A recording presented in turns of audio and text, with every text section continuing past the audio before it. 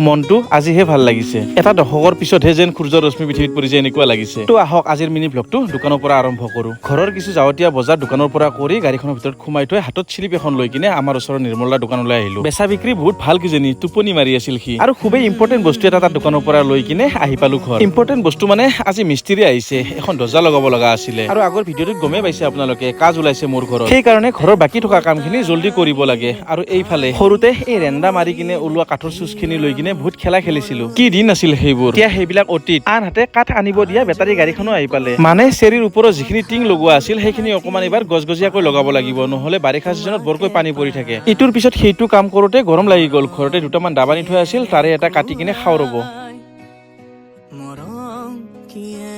এতিয়াহে অকমান ভাল লাগিছে অকলে খালেতো নহব দাদাকো এটা দি দিলো সিও খালে আনপিনে মিস্ত্ৰীহঁতৰ দৰ্জাখন ফিটিং হৈ গ'ল আৰু ময়ো এটা সকামত এঠাইত যাব লগা হৈ গ'ল দিয়ক এৰিছো আজিলৈ